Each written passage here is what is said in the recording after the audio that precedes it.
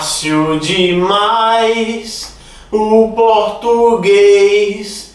A gente é que complica tudo. É, amiga, a gente é que complica tudo.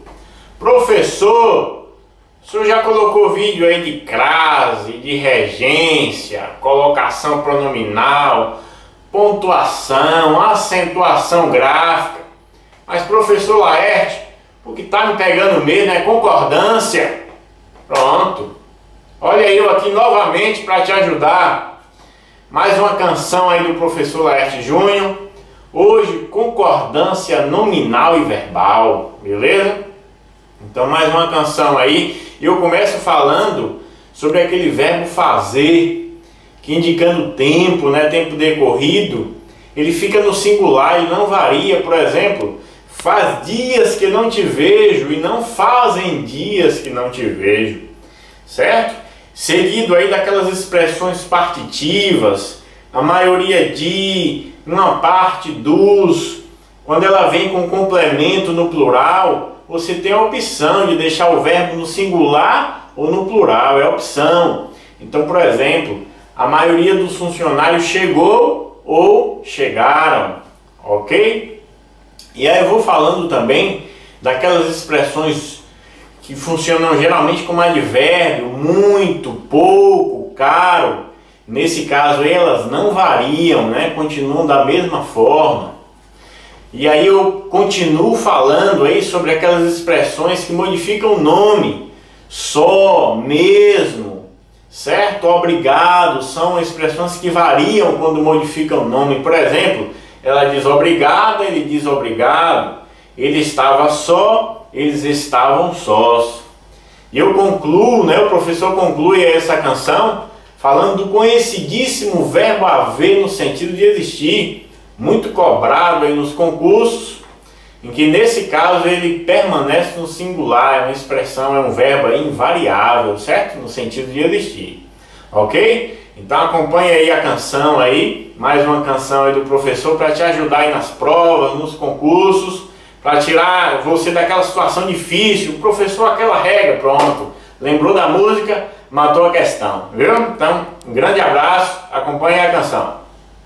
Vou começar o estudo com o verbo fazer, em tempo decorrido não pode mexer, é singular.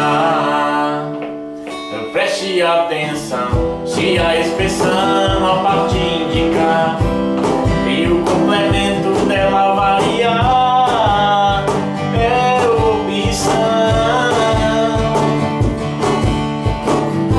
Se é meio ou bastante eu não vou insistir, se é muito pouco ou caro permanece assim, na função de advérbio.